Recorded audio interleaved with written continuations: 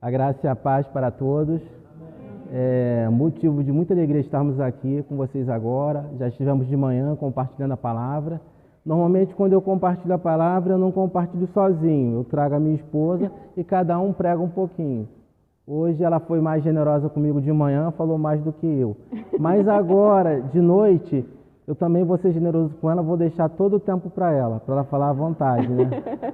E que Deus possa estar usando a vida dela para estar compartilhando a visão dele para a vida de cada um presente.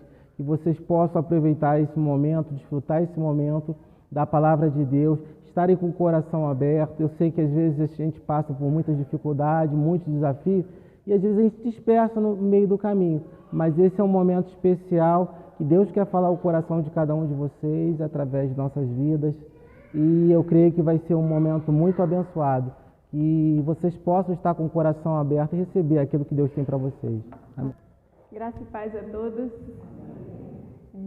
É uma honra estar aqui com vocês. Eu quero já agradecer por essas horas que vocês nos deram. Foi uma bênção, um almoço assim, top de linha. Que bênção estar com vocês hoje. Que bênção poder aqui compartilhar um pouco da palavra do Senhor para o nosso coração nessa noite também. Nós, como o pastor Daniel falou, nós somos missionários já há alguns anos. Eu sou natalense, o Ronaldo é carioca. Eu saí de Natal no ano 2000, então já tem aí, contando com o ano zero, 22 anos que eu saí de Natal. E fui também me preparar numa escola de missões, assim como a Elisete fez. E depois já fui para o Amazonas. Conheci o Ronaldo, eu fui sozinha para o campo, olha aí meninas, coragem. Conheci o Ronaldo lá, né? Ele foi numa viagem que eu estava coordenando e aí a gente, né, gostei desse rapaz.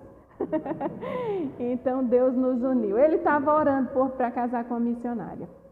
E aí Deus atendeu a oração dele. E a minha também, né? Então, assim, hoje nos sentimos assim muito especiais por vocês, mas na realidade, assim, eu não me sinto especial porque eu obedeci ao chamado do Senhor. Especial é Deus que me chamou. Especial é o chamado dele na minha vida. Isso é especial para mim. Todos nós somos chamados e vocacionados pelo Senhor. Às vezes precisamos ser lembrados disso. Algumas vezes precisamos ser lembrados disso. E a palavra de Deus hoje para o nosso coração é exatamente sobre isso. Mas eu queria, antes de começar aqui a ler o texto, eu queria fazer alguns desafios especiais sobre a Amazônia, que é o nosso campo de atuação. Nós estamos indo para lá, depois de 2 anos aqui na região, coordenando o Centro de Formação Missionária da Igreja do Nazareno. Mas a nossa atuação tem sido, por esses anos todos, principalmente entre os povos ribeirinhos e algumas vezes entre os povos indígenas brasileiros. E quem são os povos ribeirinhos? São descendentes, imigrantes nordestinos que ocuparam a Amazônia na segunda metade do século XIX e com a propaganda oficial do governo para irem lá extrair látex, e muitos escolheram a selva para morar, se estabeleceram lá, pensavam que ia ser menos perigoso morar na selva, mas não sabiam que teria que enfrentar doenças tropicais, animais selvagens e solidão, muita solidão. Além das dívidas, né, impagáveis que eles tinham com os seringalistas, ou os donos dos seringais. Então, assim, quando eu cheguei, como eu falei, eu sou natalense, sou lá do Nordeste, quando eu cheguei entre o povo ribeirinho, eu identifiquei muitas palavras que eram iguais às minhas. Eram iguais às minhas do Nordeste, porque muitos são mestiços, né? Eles ali se envolveram com os indígenas e eles chamam os indígenas de meu parente. Então, os parentes são mestiços. Eles têm eles falam português, mas um jeito misturado de falar português com dialetos indígenas. Então, uma criança é um curumim, uma menina é uma cunhantã, um menino é um curumim mesmo. E as dores são dores na pente. Então, o que é uma dor na pente? É uma dor embaixo da barriga. Provocar, sabe o que é provocar para um ribeirinho? O menino está provocando, meu curumim está provocando, ele está vomitando. Então, dar uma bronca é ralhar. Então, alguém está ralhando outra pessoa, está dando uma bronca. Esses povos são principalmente de uma cultura oral, eles vai passando de uma cultura para outra. Então, muita gente que vai fazer trabalhos missionários e aí leva aquele tanto de folheto, isso não faz muito sentido para o povo ribeirinho, porque eles são principalmente de uma cultura oral, né? Então, teatro faz mais sentido para eles, artes faz mais sentido para eles. Nadar é uma questão de sobrevivência. Tudo está relacionado ao rio. Então, nadar, criança que não nada sofre riscos enormes, constantemente. Seja de morrer afogado, seja pelos jacarés, pelas cobras e outros animais que estão ali presentes no rio. Eles não são apegados à questão de horário. Olha só, a gente que vem de uma cultura, né, aqui da cidade, urbana, apegada ao horário, que horas começa o culto, que horas termina a mensagem, que horas começa essa programação, a gente fica doido quando chega lá, porque as pessoas não são apegadas a horários, tudo é de acordo com o tempo. Se chove bastante, o rio vai causar banzeiro. Se causa banzeiro, é perigoso navegar.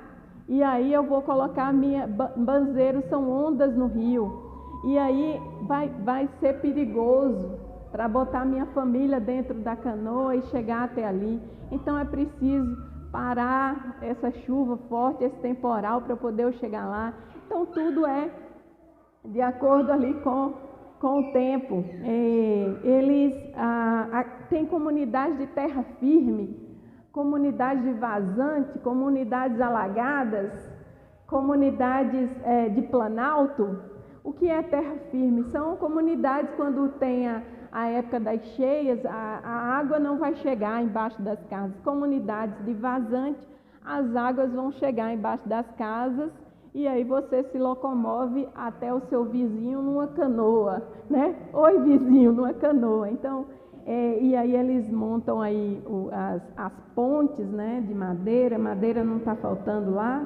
Então, eles se locomovem de casco, de canoa, de rabeta, eu falei hoje, de voadeira, de lancha, de motor, de barco. A gente chama tudo de barco, né? Mas não, casco é um tronco de uma árvore grande que eles cavam simplesmente no meio, e isso é um casco, é uma canoa mal feita. É uma canoa mais pobre, é uma bicicleta é aquela bicicleta mais surradinha, né? Aquela bicicleta do ciclista mesmo seria já uma canoa, e assim vai subindo aí esses nomes, né? Em muitas comunidades não há energia elétrica, muito menos sinal de telefone.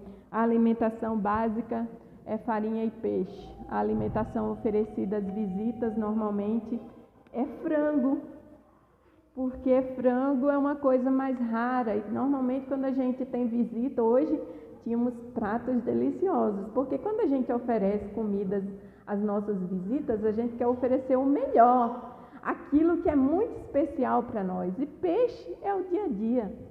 Então, o que é oferecido para a visita é o frango, que é uma coisa muito especial. Então, a alimentação básica é ali a farinha e o peixe. Em muitos lugares, outra carne que comem é a carne de caça, a paca, o tracajá. Sabe o que é tracajá? Tartaruga. A cotia, o porco do mato, o jacaré. O jacaré é delicioso. As frutas vocês conhecem, é o cupuaçu, o açaí, o tucumã, abacaba, o ingá, tem lá na frente da casa do pastor Manuel o ingá. Bacaba. Aí tem que ir lá para experimentar, para saber o que é bacaba. Não tem nenhum alimento aqui que eu diga, isso é parecido com bacaba. Alguns insetos, carapanã. Alguém sabe o que é carapanã? Todo mundo sabe o que é carapanã. Carapanã é pernilongo. Lá no Nordeste chama muriçoca, mas lá o bichinho chama carapanã. E tem o mucuim, o maruim, a mutuca, e assim vem aqueles que vieram lá do inferno mesmo, né? Esses insetos aí. Muitas casas não há banheiro, tudo é feito no matinho. Alguns daquilo que chamamos de lenda, como a do boto, para algumas comunidades eles são reais. E a gente dá risada, mas às vezes não é tão engraçado para quem acredita realmente que um boto encanta uma pessoa e ela vai para o fundo. Então, muitas vezes é uma forma deles amenizarem a dor de alguém que morreu afogado. É mais fácil dizer que o boto encantou e levou para o fundo. Então, algumas lendas são reais. Lugares, muitas vezes, onde a ambulância não chega. E a ambulância mesmo. Mas eles são esse povo ribeirinho, esse povo que vive aqui no nosso país e que temos aí cerca de 40 mil comunidades na região norte e menos da metade sem presença de igrejas. Nosso desafio brasileiro.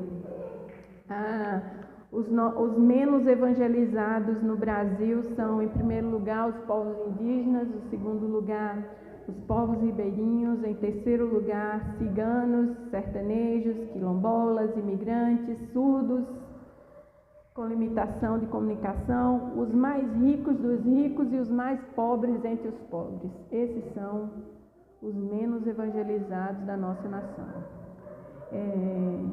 Os indígenas, temos aí mais 180 línguas falando no Brasil. Então, se alguém perguntar a você qual é a língua do Brasil, você fala, a oficial é português. Mas nós temos mais de 100 línguas no Brasil. E algumas delas ainda não foi traduzido às escrituras. Aí alguém pode dizer assim, por que tu não ensina português para esse povo, para ele ler as escrituras aqui em português? Seria a mesma coisa de dizer para a gente, se nós não tivéssemos a nossa língua em português, aprenda inglês, ensina todo mundo inglês aí e entrega a Bíblia em inglês. Será que a gente não perderia um pouco da nossa identidade? A nossa identidade está na nossa língua também, é um fator de identidade. Então, traduzir a palavra do Senhor para a língua de alguém é entregar um pouco, é devolver um pouco dessa identidade.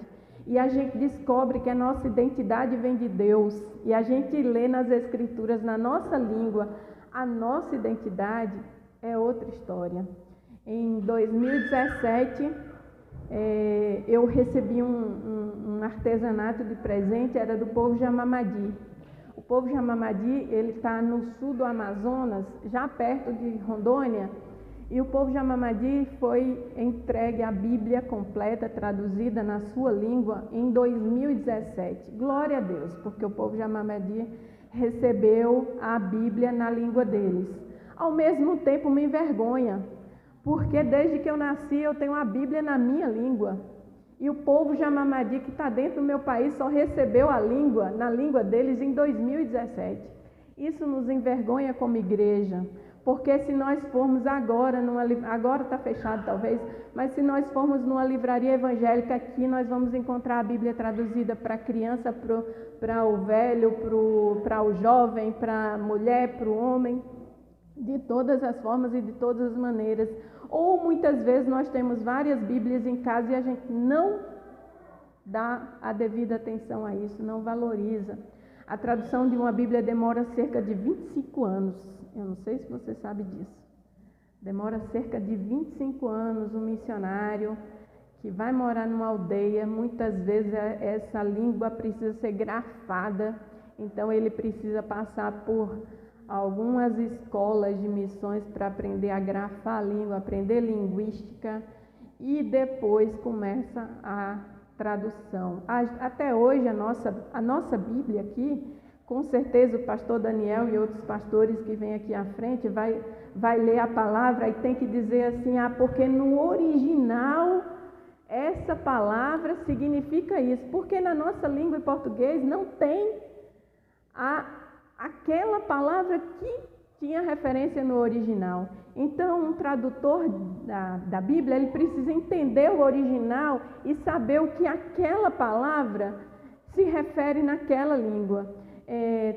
Tem algumas Bíblias que foram traduzidas com palavras equivocadas e muitas vezes tiveram que ser refeitas para identificar uma palavra mais comum. Por exemplo, não essa palavra, mas eu, quando comecei a aprender um pouco sobre línguas, eu comecei a pensar na nossa língua. Eu tenho para mim, a minha teoria, tá, pessoal? Eu achava que no português tinha que ter várias palavras para a palavra obrigado, né? Porque a Lúcia me entrega um lápis aqui, eu falo obrigado, mas ela me dá um negócio bacana demais e eu respondo também obrigado. Eu acho que tinha que ter um obrigadão, né? Um negócio assim bem grande para ela saber que, né, na nossa língua parece que obrigado é pouco, tinha que ter várias versões de obrigado, né? Então, tem aí algumas dificuldades com línguas, né? A gente precisa conhecer um pouco sobre isso. Mas é esse o nosso desafio na região amazônica. Temos aí algumas aldeias indígenas que praticam infanticídio indígena. Não sei se vocês já ouviram falar sobre isso, mas existem alguns povos. Quando a gente fala índio, são centenas e várias etnias, cada etnia é uma nação. Então, algumas nações indígenas praticam infanticídio indígena. O que é isso? Quando nasce um bebê gêmeo, um precisa ser sacrificado porque eles acreditam que isso não é normal. Então, um precisa ser sacrificado, muitas vezes é deixado dentro da floresta para que morra ou enterra-se vivo. Filhos de mãe solteira, criança com alguma deficiência física ou mental, essa criança precisa ser sacrificada. Então, existe isso dentro do nosso país. Muitas vezes a nossa igreja brasileira não sabe, não ora sobre isso. Existem grupos missionários que trabalham apenas para a defesa desses grupos indígenas, desses povos, dessas crianças que são sacrificadas por infanticídio indígena. E que muitas vezes isso é reconhecido pelos antropólogos, não, isso é da cultura, tem que deixar. Mas a gente sabe que algumas culturas onde isso aconteceu e a mãe teve que sacrificar, elas preferiram tomar um veneno, algum alimento na floresta para não ela morrer e não sacrificar o próprio filho. Então, se ela prefere morrer, isso não é cultura, isso não é natural, isso não é de Deus. Então, temos aí alguns desafios. Eu não vou rodar o filme agora à noite, depois talvez já. Mas eu quero começar aqui com a palavra do Senhor, com uma pergunta hoje. Duas perguntas. A primeira pergunta é: a quem pertence a missão?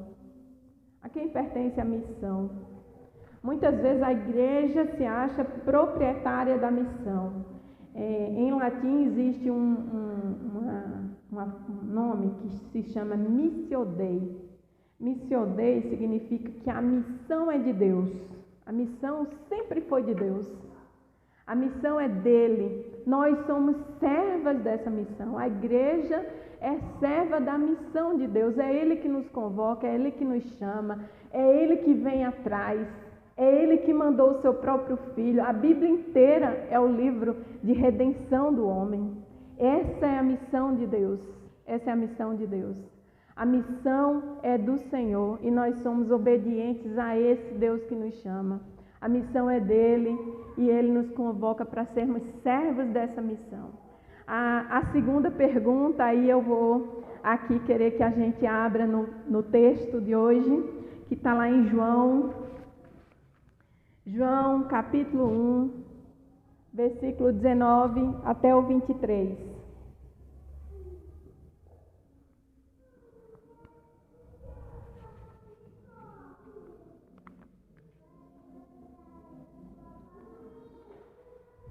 Amém?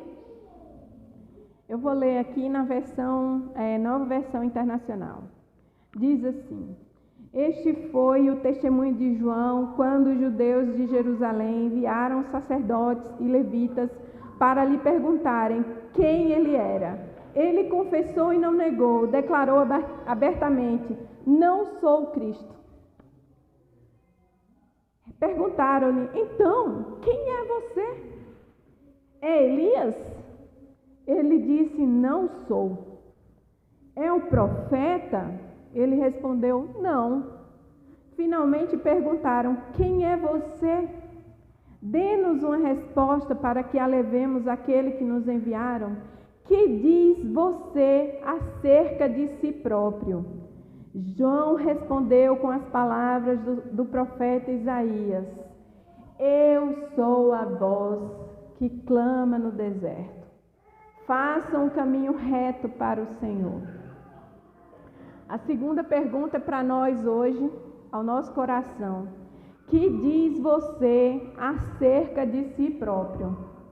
Se alguém chegasse para você e perguntasse para você como perguntaram para João: que diz você acerca de si próprio? Faça essa pergunta ao seu coração.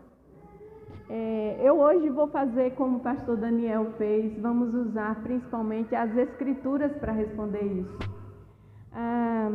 Quando perguntaram aqui a João, foram alguns que chegaram para ele e falaram: Olha, João, os judeus de Jerusalém enviaram sacerdotes e levitas para perguntarem quem ele era. Você é o Cristo? O que ele respondeu? Não. Você é Elias? Você é Elias? Quem era Elias? Quem foi Elias? Elias foi um profeta que viveu na época de Acabe e Jezabel. Ele apareceu assim nas escrituras, você não sabe de onde, como foi que Elias nasceu e tal. Elias aparece na Bíblia, ora para que não chova, e aí Jezabel começa aquela perseguição com ele, e aí naqueles humor de Deus, né, Elias se esconde, e aí Deus manda corvos vir lá e dar comida para Elias. Eu acho assim, nas escrituras Deus tem muito bom humor, né, porque corvos é alguma coisa que a gente não quer chegar perto, né, porque ele procura comida podre, mas Deus manda corvos entregar comida a Elias. Esse foi Elias apareceu assim e também desaparece de uma forma, ele foi arrebatado. Então esse foi Elias, um grande profeta de Israel. E aí perguntam para João Batista: Você é Elias? Ele fala: Não, eu não sou. Eu não sou Elias. Você é um profeta? Aí ele fala: Não. Quem é você? O que você diz acerca de si mesmo? Aí ele fala: Eu sou a voz que clama no deserto. João Batista sabia exatamente quem ele era e por que ele tinha vindo. E quem foi João Batista? Aí João Batista, a gente tem muitos detalhes sobre João Batista. A gente conhece João Batista antes dele nascer, porque a Bíblia fala dele antes dele nascer. Vocês não precisam abrir, eu vou ler. Lucas 1, 13 a 17 diz assim: Mas o anjo lhe disse: Não tenha medo, Zacarias. Zacarias é o pai de João Batista. Não tenha medo, Zacarias, sua oração foi ouvida. Isabel, sua mulher, dará a você um filho, e você dará o nome de João. Ele será motivo de prazer e de alegria para você, e muitos se alegrarão por causa do nascimento dele, pois será grande aos olhos do Senhor. Ele nunca tomará vinho nem bebida fermentada, e será cheio do Espírito Santo desde antes do seu nascimento. fará retornar muitos dentre o povo de Israel ao Senhor, o seu Deus, e irá diante do Senhor no espírito e no poder de Elias, para voltar o coração dos pais aos seus filhos e os desobedientes à sabedoria dos justos, para deixar um povo preparado para o Senhor. Que coisa mais linda de se dizer a um pai e a uma mãe como é que vai ser o filho deles. Eu queria que Deus tivesse falado isso de mim também. O anjo fala isso a respeito do filho de Isabel e de Zacarias que iria nascer. E aí chega no tempo, então, de Isabel ter o filho, né? Em Lucas 57, 58 diz assim: ao se completar o tempo de Isabel dar à luz, ela teve um filho. Seus vizinhos e parentes ouviram falar da grande misericórdia que o Senhor lhe havia demonstrado e se alegraram com ela. Então, quando chega lá em Lucas 1, diz assim: todos os que ouviam falar disso se perguntavam: o que vai ser desse menino? Pois a mão do Senhor estava com ele. O povo ficou cheio de expectativa, né? O anjo falou isso. E daí Isabel tem um filho, e aí as vizinhanças toda cria aquela expectativa. Olha o que vai ser desse menino, veja o que estão dizendo a respeito dele. Aí João nasce. João cresce, e aí João, lá em Mateus 3, diz assim: as roupas de João eram feitas de pelos de camelo, e ele usava um cinto de couro na cintura. O seu alimento era gafanhotos e mel silvestre. O povo deve ter dito assim: vixe, a expectativa era uma, a realidade é outra. Será que esse homem é aquilo tudo mesmo? Né? Tá comendo gafanhoto. A ele vinha gente de Jerusalém, de toda a Judéia e de toda a região ao redor do Jordão, confessando os seus pecados, eram batizados por ele no Rio Jordão. Quando viu que muitos fariseus e saduceus vinham para onde ele estava batizando, disse-lhes: raça de víboras! Quem deu a vocês a ideia de fugir da ira que se aproxima? Deem frutos que mostrem o arrependimento. João era bem sincero mesmo. A gente brinca lá no Nordeste que João era nordestino. Era primo da gente mesmo. Eu acho que se Jesus, a gente também brinca assim, que se Jesus nascesse no Brasil, ele seria nordestino, porque ele era de uma terra seca e árida e andou de jumento, né? Então esse lugar aqui no Brasil é lá no sertão mesmo. Então a gente brinca dizendo que se Jesus nascesse, teria sido lá, e João provavelmente era também nordestino aqui, raça de víboras, né? E aí ele fala sobre arrependimento. Essa aqui é a realidade. Esse é o mesmo que diz: eu sou a voz que clama no deserto. No dia seguinte, João estava ali novamente com 2 de seus discípulos quando viu Jesus passando. Quando viu Jesus passando, ele disse assim: vejam, é o Cordeiro de Deus. Ou noutra versão diz assim: eis o Cordeiro de Deus. Vejam, é o Cordeiro de Deus. Ouvindo dizer isso, os 2 discípulos que seguiram João, seguiram Jesus. Começaram a seguir Jesus. A base da pregação de João era arrependimento. Ele estava lembrando que a religiosidade sem verdadeiro arrependimento de pecados não tem valor algum. Sua mensagem era cristocêntrica. Se tem que seguir alguém, não sou eu, é Ele. Eis o Cordeiro de Deus, é a Cristo. Mas aí, chega lá em Mateus 11, aí eu queria que vocês lessem comigo, Mateus 11,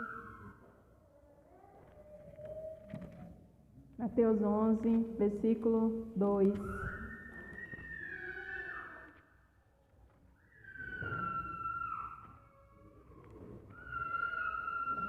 Mateus 11, versículo 2 diz assim: quando João, no cárcere, ouviu falar das obras de Cristo, mandou que seus discípulos fossem perguntar: você é aquele que estava para vir ou devemos esperar outro?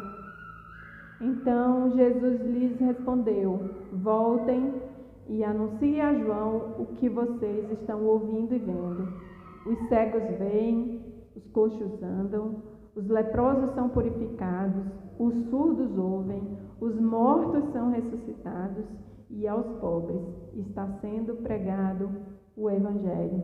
E bem-aventurado é aquele que não achar em mim motivo de tropeço. Irmãos, muitos anos atrás, quando eu li esse texto, eu não entendi nada. Porque a gente sabe que João diz assim: eis o Cordeiro de Deus. Foi João que batizou Jesus. Disse: eu não sou digno nem de atar suas sandálias. João sabia quem era Jesus. Os 2 discípulos de João seguiram Jesus. Eis o Cordeiro de Deus. Chega aqui, João está no cárcere. Aí ele manda seus discípulos irem lá e Jesus perguntar para ele: é você mesmo que havia de vir? Ou devemos esperar outro? E aí, quando a gente olha para esse contexto de João, João está aqui preso, porque ele denunciou um pecado de um governante. E aí esse governante, irritado, prende João e ele sabia que o final dele seria a morte. Ele não sairia mais da cadeia. E algumas coisas eu aprendo dessas perguntas aqui de João, que João estava passando por um sofrimento e Deus é capaz de entender a nossa dor. Deus é capaz de entender a gente quando a gente sofre. E aí ele manda esses discípulos perguntarem: é você mesmo que havia de vir ou devemos esperar outro?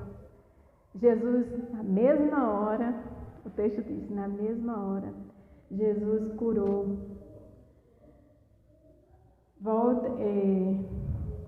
Voltem e anunciem a João que vocês estão ouvindo e vendo. Os cegos veem, os coxos andam, os leprosos são purificados, os surdos ouvem, os mortos são ressuscitados e os pobres está sendo pregado o Evangelho. Jesus não fez nada, não respondeu nada, curou, ressuscitou, sarou, pregou o Evangelho. Jesus podia ter feito 3 coisas que ele não fez. Uma das coisas que Jesus não fez foi: Jesus não xingou João. Jesus podia ter dito assim: quem é esse comedor de gafanhotos pensa que é? Eu sou Cristo, eu sou o Messias. Quem esse homem está achando que é? Jesus não fez isso. Outra coisa que Jesus não fez: Jesus não filosofou, defendendo, provando que ele é o Cristo. Olha, eu sou o Cristo, vocês já leram lá Isaías, eu estou cumprindo essa profecia, eu sou o Cristo porque haveria de nascer em Nazaré e tal. Jesus não fez isso. Quantas vezes eu já me peguei tentando defender Deus como se Deus precisasse da minha defesa. Jesus não se defendeu, ele não filosofou, ele não fez nada disso. Ele simplesmente curou, ressuscitou mortos e mandou os discípulos vá dizer isso a João. Os discípulos devem ter chegado lá em João e falado assim: João, é ele mesmo. É ele mesmo. Porque ele está curando, ele está ressuscitando mortos, ele está fazendo tudo aquilo que disse que era para fazer. Aí João deve ter pensado: então eu vou morrer. Porque se Jesus está por aí por fora, não veio aqui me libertar, eu vou morrer. Essa foi a terceira coisa que Jesus não fez. Jesus não libertou João. João morreu, foi decapitado. Mas veja o que aconteceu depois que seus discípulos foram embora. Versículo 7. Quando os discípulos de João foram embora, Jesus começou a dizer ao povo a respeito de João: o que vocês foram ver no deserto? Um caniço agitado pelo vento? O que vocês foram ver? Um homem vestido de roupas finas? O que vestem roupas finas moram nos palácios reais. Sim, o que foram ver um profeta, sim, eu lhes digo, e muito mais do que um profeta, este é aquele de quem está escrito: eis que eu envio adiante de você um mensageiro que preparará o caminho diante de você. Em verdade lhes digo, entre os nascidos de mulher não apareceu ninguém maior do que João Batista, mas o menor do reino dos céus é maior do que ele. Isso é uma coisa linda de se dizer a respeito de alguém. Eu queria que Jesus também falasse isso de mim. Mas esse é João Batista, que sabia exatamente por que ele veio. O que você diz acerca de você mesmo? Eu sou a voz que clama no deserto. João, em João 3:22, vocês não precisam ler, mas eu vou ler aqui, diz assim: depois disso, Jesus foi com seus discípulos para a terra da Judeia, onde passou algum tempo com eles e batizava. João estava batizando em Enom, perto de Salim, porque havia ali muitas águas e o povo vinha para ser batizado. Isso se deu antes de João Batista ser preso. Surgiu uma discussão entre os discípulos de João e um certo judeu a respeito da purificação cerimonial. Eles se dirigiram a João e disseram: mestre, aquele homem que estava contigo no outro lado do Jordão, do qual testemunhastes, está batizando e todos eles estão se dirigindo a ele. Aí João respondeu: uma pessoa só pode receber o que é lhe dado dos céus. Vocês mesmos são testemunhas que eu disse: eu não sou Cristo, mas sou aquele que foi enviado adiante dele. A noiva pertence ao noivo, o amigo presta serviço ao noivo, e o que o atende e o ouve enche-se de alegria quando ouve a voz do noivo. Essa é a minha alegria, que agora se completa. É necessário que ele cresça e que eu diminua. Nosso noivo é o Senhor. Essa é a noiva do Senhor. João Batista foi um profeta que realizou obras de justiça aos olhos de Deus e foi também o último profeta do Antigo Testamento. Ele foi uma figura extremamente importante no ministério de Jesus e também uma bênção para o povo de Israel. João Batista foi um servo enviado por Deus. Nem por isso ele foi isento de dificuldades. Somos vocacionados, meus irmãos. Somos chamados e separados por Deus para sermos participantes no seu reino, cada um em seu lugar. Eu não preciso ser a Elisete. Eu não preciso ser o pastor Daniel. O que diz você a respeito de si mesmo? Cada um cumprindo a missão que Deus te chamou para fazer. Qual é a missão que Deus te chamou para fazer? Ou você acha que Deus te chamou apenas para vir no culto? É pouco demais. É pouco demais. Qual foi a missão que Deus te chamou para fazer? Eu não sou Jesus, ainda bem. Eu não sou Elias. Eu não sou o pastor Ronaldo. Não sou a Fátima. Não sou Eduardo.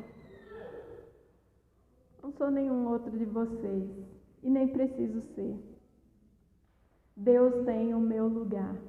Deus tem aonde Ele vai me usar. Deus tem o seu lugar e aonde Ele vai te usar. Se você ainda não sabe disso, você precisa descobrir qual é o seu dom, qual é o seu talento, aonde Deus quer te usar. Eu queria que o Jaime, abre ali aquela foto de uma fruta. Essa fruta aí é muito conhecida, todo mundo gosta, eu acho que todo mundo gosta. Essa aí. Antigamente eu andava com uma dessa, eu não sei se eu vim aqui alguma vez com uma dessa, na mão. Isso aqui é um ouriço. Quem não conhece, isso é um ouriço. Aqui dentro tem uma coisa gostosa. O que é? Castanha. O ouriço é um fruto O ouriço é o coquinho de fora, tá? O ouriço é o fruto da castanheira. A castanheira, dizem que demora uns 8 anos para começar a dar frutos.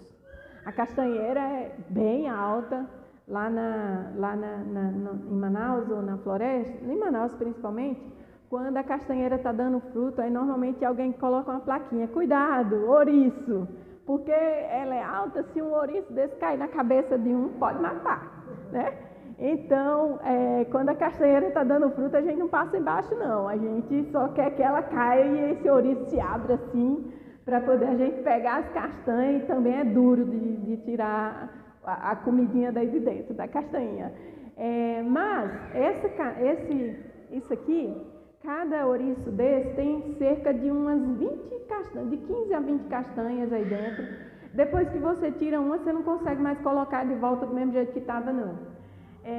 Dizem, não sei se é verdade, mas dizem, eu acho que é verdade, que quando elas estão se formando, uma delas tem mais óleo do que as outras. Todas elas têm um óleo, mas uma delas tem mais óleo do que as outras. E aí, quando elas caem, se elas se partem no chão, aquela que tem mais óleo, ela tem potencial para se tornar uma nova castanheira. E as outras, claro, as outras todas são sempre comida, né? O fruto, lá no sítio dos pastores, tem muitas árvores com frutos. A árvore, normalmente, não vai ser elas que vão comer do fruto, não. Quem come do fruto é a gente, né? A gente também é assim. Essa aqui é a representação da igreja. A igreja é assim, a gente ora pelo fruto do Espírito Santo, mas quem come do nosso fruto, não é a gente não. Eu quero ser cheia do Espírito Santo. Para quê? Para outras pessoas, para o mundo comer, para o mundo experimentar você, para o mundo saber o fruto do Espírito Santo, experimentar sua árvore, seu fruto, o fruto que você tem, o dom que você tem. Então, aí muitas são essas castanhas que vão ser fruto, que vão alimentar outras pessoas. Uma delas vai produzir outra castanheira. Talvez daqui a Elisete ou outra pessoa vai sair para mais longe. Ela vai receber aí a unção de todo mundo, muita gente vai estar orando por ela, por nós. Tem tanta gente aqui que ora por nós. Nós fomos um pouco mais para longe para produzir outras castanheiras. A gente recebe oração, a gente recebe o apoio da igreja para produzir outras castanheiras. Mas essa igreja que fica, ela também produz. Ela também é fruto. Ela é fruto aqui na vizinhança, ela é fruto no seu trabalho, ela alimenta outras pessoas. Então, o missionário somos todos nós. Alguns vão para mais longe, mas outros ficam. E você, o que você diz acerca de si mesmo? Essa é a pergunta para a gente, para hoje, para essa noite, para o seu coração. Eu aprendo muito com João. Eu não quero ser Jesus. Eu só preciso ser eu, com meus dons e aquilo que Ele me chamou para fazer. Esse é o nosso chamado. E aí, aproveitando aqui, nós estamos indo para a Amazônia e quero pedir que vocês estejam orando por nós, lembrando a gente nas suas orações, mas também pensando em como Deus quer te usar. Temos aí alguns desafios nesse país e na nossa região. Precisamos da nossa igreja em ação. Que Deus nos ajude hoje. Vamos ficar de pé, vamos orar?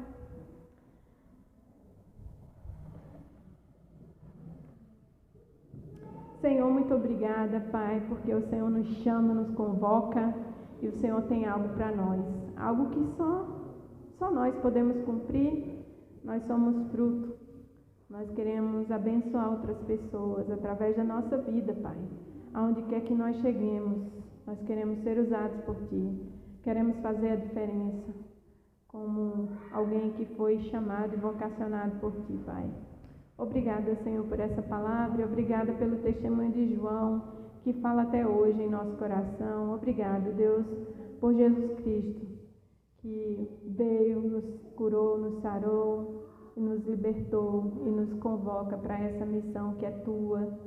É o Senhor que nos chama, é o Senhor que é o dono do campo, é o Senhor que nos sustenta, é o Senhor que faz a obra no coração do homem, Pai. E nós somos privilegiados nisso, em cumprir o teu ID, em fazer a tua vontade, Pai. Nos permite isso e, Senhor, obrigado por esse privilégio. Em nome de Jesus. Amém. Amém.